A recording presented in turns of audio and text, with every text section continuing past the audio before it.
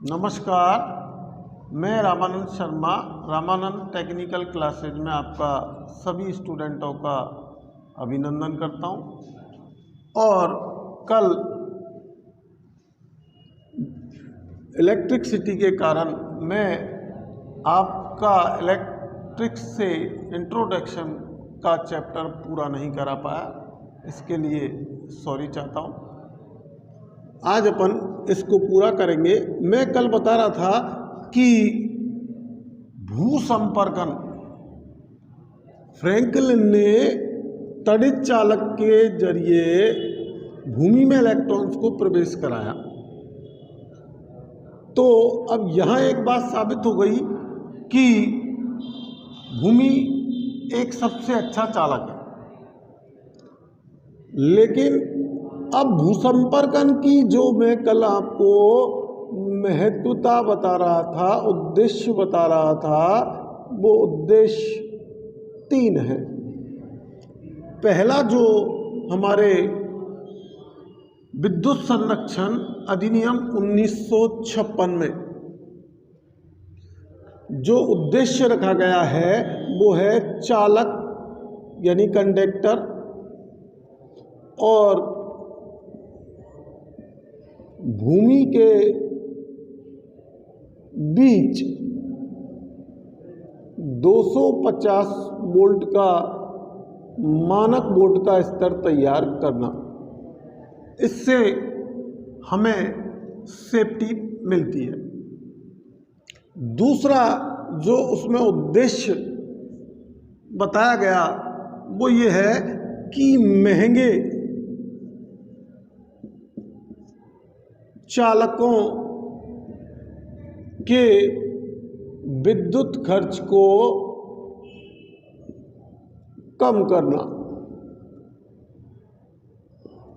महंगे चालकों का मतलब ये नहीं है आपके जो है खरीदने पर महंगे पड़ते हैं। महंगे चालक के विद्युत खर्च का कम करने का मतलब है कि वोल्टेज की खपत जो है आपकी वो कम हो जाए। तो जब हम भूसंपर्कन कर देते हैं यानी चालक और भूमि के बीच 250 वोल्ट का मानक वोल्ट का स्तर तैयार कर देते हैं, तो फिर आपकी युक्ति, जैसे मैं आपको बताऊं, सिंगल फेज में 240 वोल्ट पर प्रचालित होती है, वही युक्ति भूसंपर्कन के पश्चात 230 वोल्ट पर प्रचालित हो जाएगी, यानी आपको 10 वोल्ट की जो है बचत हो जाती है। इसी प्रकार अपन की मानक 3 फेज वोल्टता है 415 वोल्ट। अगर हम उसमें अर्थिंग करते हैं तो आप ये सोच रहे होंगे कि प्रेरण मोटर होगा तो हम अर्थिंग करते ही नहीं है, अर्थ बंद होता ही नहीं है उसमें। लेकिन ट्रांसफार्मर में हम अर्थिंग करते हैं तो वहाँ पर आपको फिर 15 वोल्ट की बचत होती है और वो युक्ति फिर आपकी 400 वोल्ट पर ही प्रचालित हो जाती है, जो 3 फेज से 415 की खपत कर रही थी। अब देखिए, सन 1956 में जब विद्युत संरक्षण अधिनियम बनाया गया था तो एक कोड पुस्तिका मैंने बताया आपको कि ISI भूसंपर्कन कोड पुस्तिका जारी की गई, जिसमें ये बातें वर्णित हैं। उसका अनुच्छेद रखा गया 3043। अब देखिए, इसी जगह हमें कुछ वोल्टताओं की घोषणा भी की गई। तो AC से संबंधित मैं आपसे एक प्रश्न कर रहा हूं और उसका उत्तर दूंगा फिर कि क्या आप बता सकते हैं कि एसी जो वोल्टेज है वो कितने प्रकार की होती है। ये प्रश्न शायद आपको अजीब लगेगा, लेकिन मैं आपको एक क्लियर कर देना चाहता हूं कि वोल्टेज दो प्रकार की होती है। एक तो होता है शिखर से शिखर मान, यानी पीक टू पीक वैल्यू। दूसरा आपका जो आप सुनने को मिलता है आपको खूब, टर्मिनल वोल्ट का।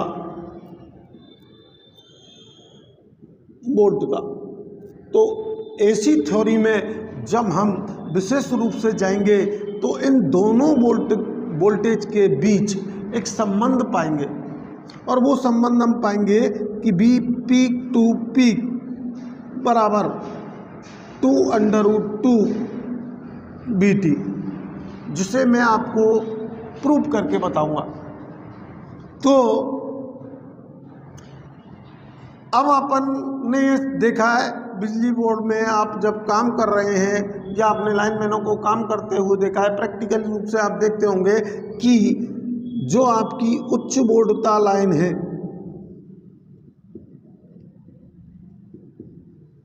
उच्च वोल्टता लाइन है, जैसे हम जानते हैं कि हमारा अल्टरनेटर जो है 11 kV का उत्पादन कर रहा है।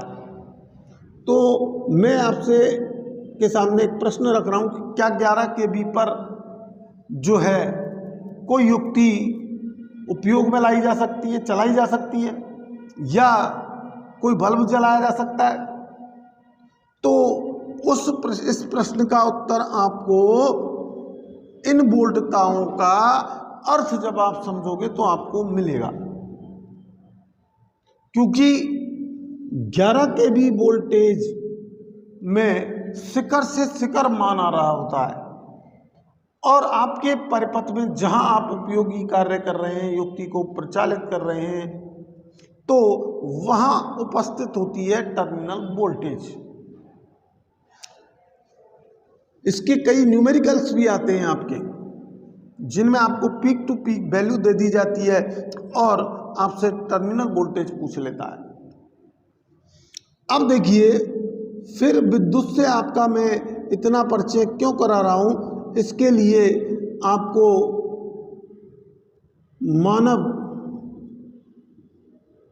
मनुष्य की ये बात मैं बता चुका हूं कि 90 वोल्ट की जो है वोल्टता लेकर के हम घूमते हैं। अब देखिए, इसी जो है अधिनियम के अंतर्गत जो है एक लेवल तैयार किया गया, एक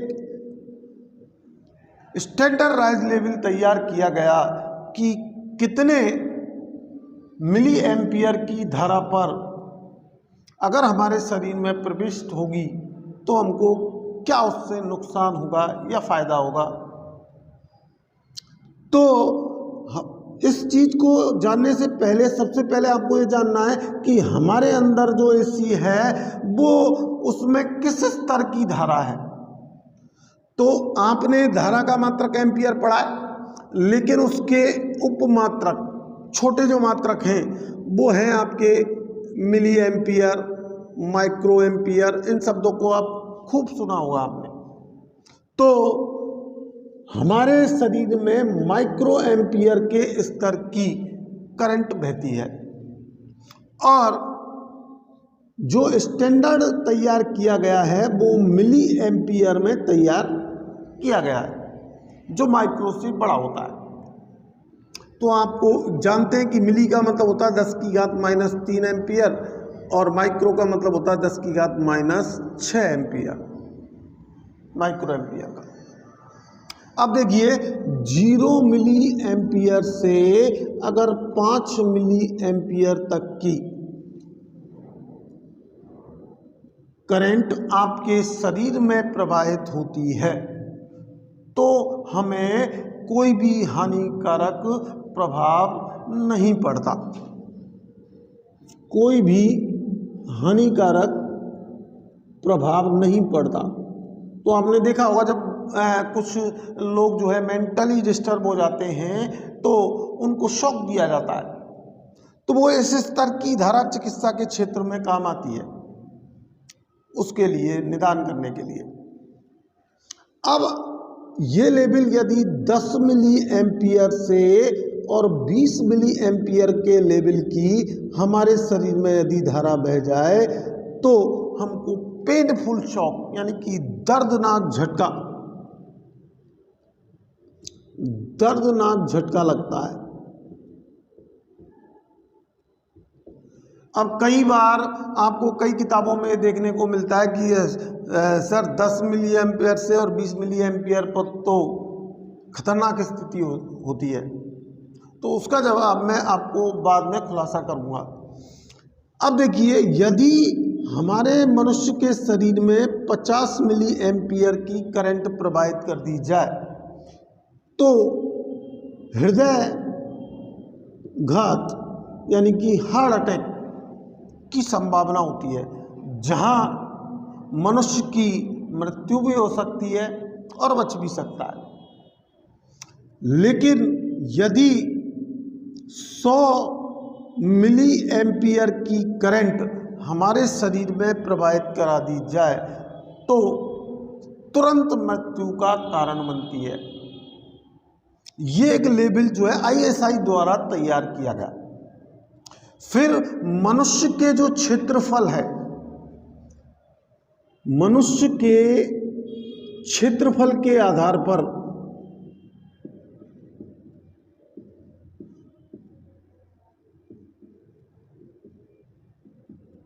मनुष्य का शरीर का जो क्षेत्रफल है उसके आधार पर हमें हमारे शरीर की प्रतिरोधक मान भी बताए गए इस नियम में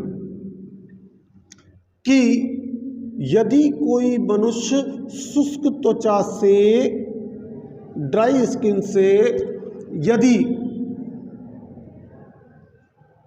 विद्युत के संपर्क में आता है तो आपने सुना है कम झटका लगता है।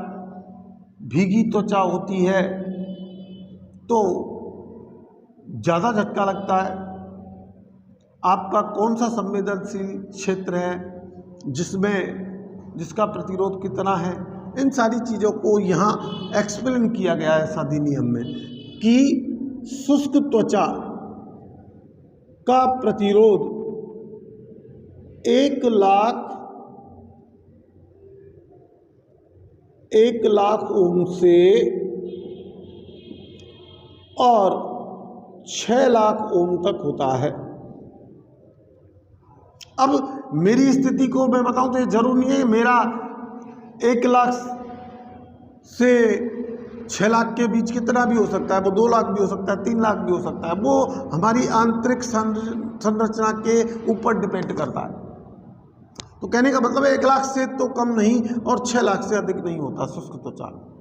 अगर आपके शरीर पर 1 बाल्टी पानी डाल दिया जाए यानी कि आपकी त्वचा भीगी त्वचा, जिसका प्रश्न कई बार कंपटीशनों में आता है कि मनुष्य की भीगी त्वचा का प्रतिरोध बताएं, उसकी वैल्यू बताएं, तो वो फिर घट करके आपका चाहे कोई भी स्थिति का मनुष्य हो वो 1000 ओम रह जाता है, यानी 1 किलो ओम। अगर किलो में कहें तो हम 1 किलो ओम। लेकिन अब मैं आपको एक बात बताना जा रहा हूं कि या तो विद्युत के संपर्क में हमारे हाथ की उंगली या पैर की उंगलियां आती हैं, तो उस स्थिति में हाथ की उंगली और पैर की उंगली की आंतरिक बनावट संरचना के आधार पर हमारा ये मनुष्य का प्रतिरोध 400 ओम से और 600 ओम तक होता है। अब देखिए, सबसे संवेदनशील जो क्षेत्र अपन मानते हैं वो कान से कान तक होता है। इस कान से कान तक का जो प्रतिरोधक मान है वो लगभग 100 ओम होता है।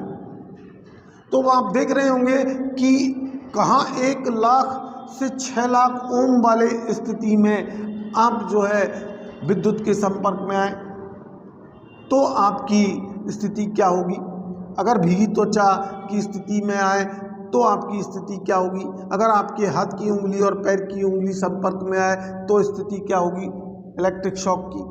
कान से कान तक का जो है आपका अगर क्षेत्र आता है तो आपके प्रतिरोधक मान के आधार पर इलेक्ट्रिक शॉक की स्थिति क्या होगी। तो इसी आधार पर जो ये प्रतिरोधक मान है उसी आधार पर ये लेवल तैयार किया गया। अब मैं आपसे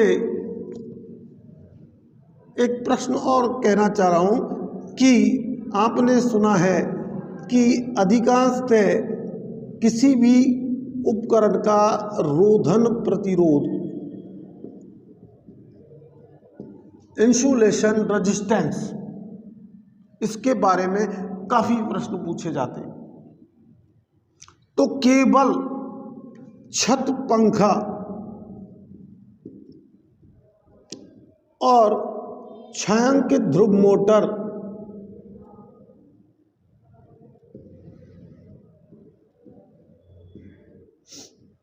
इन दोनों का सुरक्षा की दृष्टि से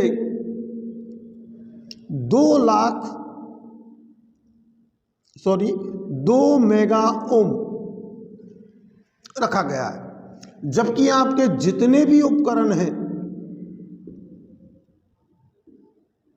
उनका अगर रोधन प्रतिरोध का प्रश्न आपको आ जाए, चाहे गीजर है, हीटर है, बल्ब है, कोई भी युक्ति है, तो उस स्थिति में आपका आंसर क्या होगा 1 मेगा ओम। बाइंडिंग का पूछ ले तो भी 1 मेगा ओम। तो उस स्थिति में आपका आंसर सदैव ये रहना चाहिए 1 मेगा ओम। अब यहाँ से एक प्रश्न आया था कि छत पंखे को भू संपर्कन यानी कि अर्थिंग से परे क्यों रखा गया है। कई जो किताबों में लिखा हुआ है कि है छत पंखा मनुष्य की पहुंच से परे होता है, जबकि अर्थिंग की जो जरूरत नहीं पड़ती उसका मेन जो खुलासा है वो ISI नियम में है, क्योंकि उसका रोधन प्रतिरोध 2 मेगा ओम होता है। एक बॉडी का 1 मेगा ओम और 1 मेगा ओम बाइंडिंग का, तो इस प्रकार मिलाकर के आपका 2 मेगा ओम होता है। अब देखिए आपने ये भी कुछ पद सुने होंगे जिनमें विद्युत के परिचय में इन बातों का खुलासा किया जाना बहुत जरूरी होता है। वो क्या है, आपने एक तो विद्युत वाहक बल नाम सुना है, EMF। दूसरा नाम आपने विभव भी सुना है, पोटेंशियल।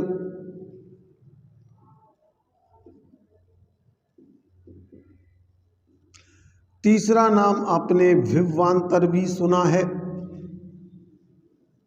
PD। चौथा आपने वोल्टता जिसे आप अक्सर कर सुनते हैं, वोल्टेज। जिनके चारों के मात्रक, चाहे EMF है, चाहे आपका विभव है, चाहे विभवांतर है या वोल्टता है, उसका आपने एक ही मात्रक सुना होगा, वोल्ट। लेकिन इनकी परिभाषाओं में क्या अंतर है। तो सबसे पहले चूंकि मैंने पृथ्वी का आपको विभव बताया शून्य, इसलिए मैं विभव को परिभाषित करना चाहता हूं कि जब इकाई आवेश को अनंत बिंदु तक लाने में किया गया कार्य क्या कहलाता है, विभव कहलाता है। इकाई बिंदु से इकाई आवेश को अनंत बिंदु तक ले जाने में किया गया कार्य हम क्या कह रहे हैं, विभव। तो कहने का मतलब है जब कार्य होगा तो ही आपको ऊर्जा होगी, क्यों कार्य करने की क्षमता को हम ऊर्जा कह रहे हैं। और जब कार्य संपन्न कराना है कहीं पर, तो जैसे इलेक्ट्रॉन को गति कराना है, तो उस स्थिति में हम कहते हैं कि इलेक्ट्रॉन्स को गति में कराने वाले बल को हम विद्युत वाहक बल कहते हैं। लेकिन फिर आप विभवांतर की परिभाषा ऐसे देते हैं कि दो टर्मिनलों के बीच विभव का अंतर विभवांतर होता है। अब मैं एक प्रश्न आपके लिए ही छोड़ रहा हूं कि फिर वोल्टता क्या होती है, इसका जवाब आप थिंकिंग करेंगे। अब देखिए, मैं आपको बताऊं कि अब कुछ पद आपने और भी सुने जिनका भी खुलासा बहुत जरूरी है। प्रतिरोध, रेजिस्टेंस, ये विद्युत के परिचय में बहुत जरूरी है। तो आप कहते हैं कि इलेक्ट्रॉन्स प्रवाह में बाधा पहुंचाने वाले कारक को प्रतिरोध कहते हैं, और इसका मात्रक ओम होता है। फिर आपने विशिष्ट प्रतिरोध सुना होगा।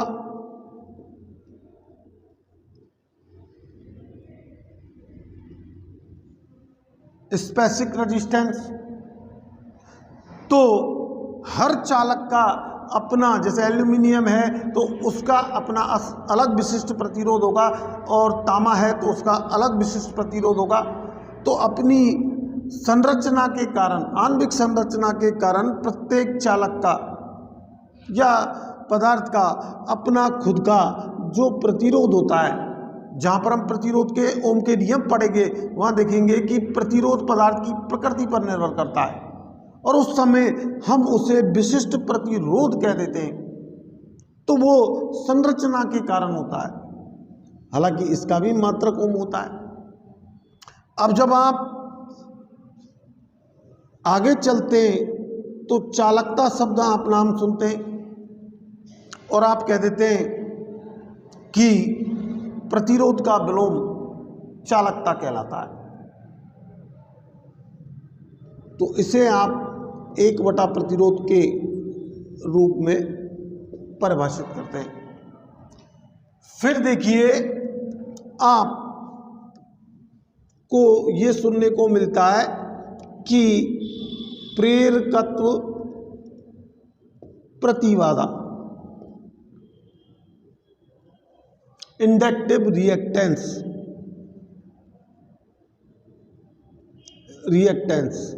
ये ऐसी थ्योरी में आपको सुनने को मिलेंगे शब्द। दूसरा आपको शब्द जो सुनने को मिलता है वो है धारतीय प्रतिघात, कैपेसिटिव रिएक्टेंस। तीसरा आपको जो शब्द सुनने को मिलता है वो है प्रतिबाधा, यानी इम्पीडेंस। तो अब प्रतिरोध से लेकर के, प्रतिरोध का मात्रक भी ओम है, प्रेरकत्व प्रतिबाधा का मात्रक भी ओम है, धारतीय प्रतिघात का मात्रक भी ओम है, और तो इन सब के यूनिट समान है। अब देखिए, मैंने जैसे चालकता बताया, तो चालकता का हम क्या कह रहे हैं, प्रतिरोध का विलोम। तो इसका मतलब, इसका मात्रक आप ओम का उल्टा ओम या तो ऐसे प्रतीक कर देते हैं, या आप लिखते हैं ओम जैसे OHM, तो इसको यहाँ लिखेंगे MHO, मोह। ऐसे ही एक नाम आपने सुना होगा, वो क्या है, प्रवेश्यता, एडमिटेंस। एक नाम आपने सुना होगा अग्राहिका, सब्टेक्टेंस। इन सब के मात्रक भी आपके मोह होता है, जिसको ऐसा ही मात्रक जिनका हम फिर साइमन कहते हैं। तो ये भी एक विचारणीय बिंदु है कि ये बाधाएं अलग अलग हैं, यानी प्रतिरोध के नाम अलग अलग क्यों रखे जा रहे हैं।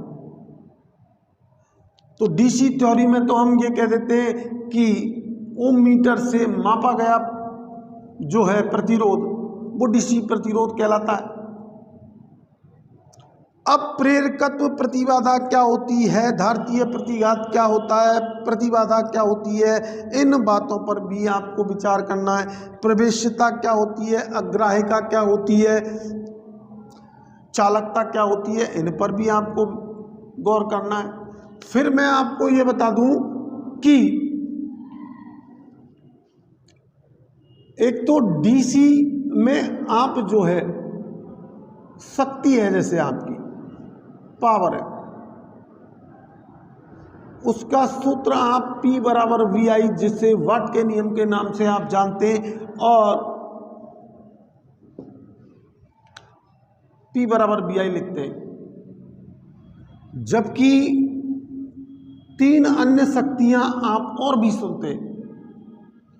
वो एक तो आप ऐसी थ्योरी में जाकर के देखोगे, वास्तविक शक्ति, ट्रू पावर,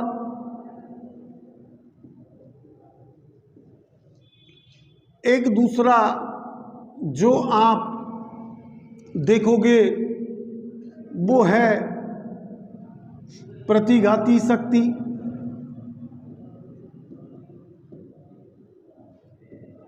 रिएक्टिव पावर,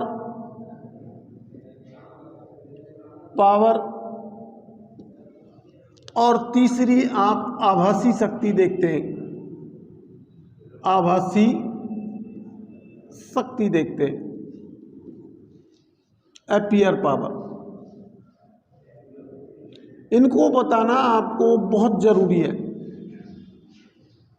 उसका कारण है कि आप जो है प्रेरक पढ़ेंगे, इंडक्टर, संधारित्र पढ़ेंगे, कैपेसिटर, और आप जिनमें प्रेरण का गुण पाया जाता है या उन्हें प्रेरणिक युक्तियां कह देते हैं। तो यहां 2 चीजें हैं कि एक जो प्रेरक जिसे कह रहे हैं वो धारा को आप खूब सुनते हैं, पश्चगामी करते हैं, लैगिंग।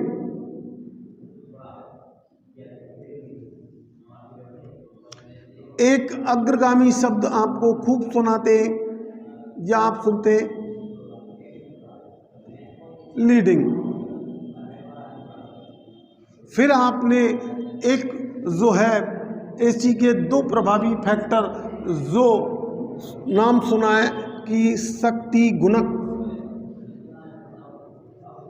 पावर फैक्टर,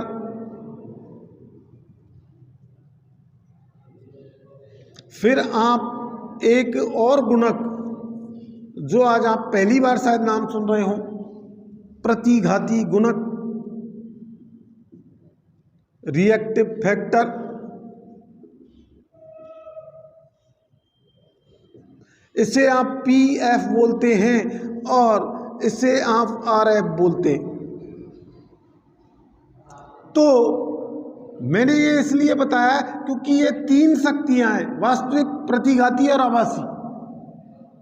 अब इनमें कौन सी वास्तविक शक्ति और आभासी शक्ति का अनुपात आप पावर फैक्टर क्यों कह देते हो, ये भी एक प्रश्न है। आप जो है प्रतिघाती शक्ति और आभासी शक्ति का अनुपात प्रतिघाती गुणक RF कह देते हो। इस पर भी विचार करना है। फिर आप तीनों शक्तियों में संबंध भी स्थापित करते हो।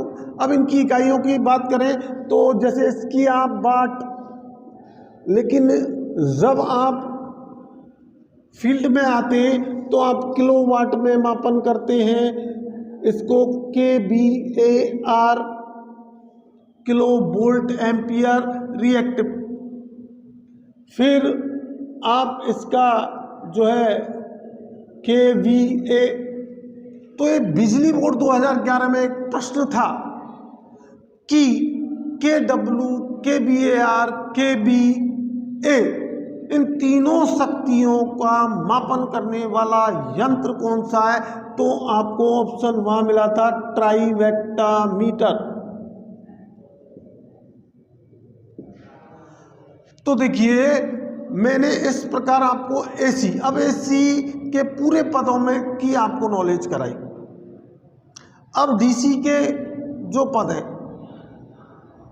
उनमें आपको ओम के नियम, किरचॉफ के नियम और इनको पढ़ाया जाता है, जबकि कई बार ये प्रश्न जो है अपवादिक बन जाता है, लड़के के लिए सस्पेंस में डाल देता है कि ओम का नियम किस पर लागू होता है। तो फिर जो लड़के DC चुन करके आते हैं उनका गलत माना जाता है, लेकिन जो AC और DC दोनों चुनते उनका करेक्ट। इस पर भी विचार करना है। ओम के नियम के प्रतिबंध शर्त क्या है? ओम के नियम की तुलना किससे की जाती है? ओम के नियम का मानक सूत्र क्या है? ये 2013 में प्रश्न था और लड़के चुन करके आए थे B बराबर IR। हालांकि ये ओम के नियम से वोल्टेज ड्रॉप का सूत्र निकलता है, लेकिन ओम ने जो है I बराबर V/R ये एक मानक सूत्र ओम के नियम का दिया था। और जिन लड़कों ने I बराबर V/R चुना उनका राइट आंसर माना गया था। ये 2018 में हुआ था लड़कों के साथ। फिर एक प्रश्न ऐसा था कि ऊर्जा की खपत नापने वाले, सिंगल फेज में ऊर्जा की खपत नापने वाले ज्ञात करने वाले फार्मूला बताएं। अब कई लड़कों ने AC परपथों में P बराबर BI cos phi को चुन लिया, जबकि बोर्ड ने P बराबर BI को ही क्यों वैलिड कहा, इस बात पर भी विचार करना है। तो अभी ऐसी विद्युत से परिचय, अभी आपका कोई परिचय नहीं हो पाया है। इस बात को आप गौर करना कि वास्तविक इंट्रोडक्शन में क्या है। कोई सेफ्टी पॉइंट बता देता है, कोई आपको जो है चिन्हों के बारे में बता देता है इंट्रोडक्शन में, जबकि इंट्रोडक्शन वास्तव में हम विद्युत का करना चाहते हैं। इस बात पर भी विचार करना कि विद्युत का परिचय पूरा कैसे मिलेगा। तो ये संक्षिप्त निचोड़ मैंने आपको दिया कि अभी भी फिर भी कह रहा हूं मैं, विद्युत से परिचय आपका अभी पूरा नहीं हुआ, लेकिन मुझे ये आप स्टूडेंटों के कमेंट्स को देख करके और उनको देख करके ये चैप्टर ख़त्म करना पड़ रहा है। और मैं वैसे जैसे आप चाहते हैं टॉपिक वाइज, चैप्टर वाइज, तो मैं कल की क्लास में वैसे ही आपको मोटिवेट करके पढ़ाता रहूँगा। धन्यवाद।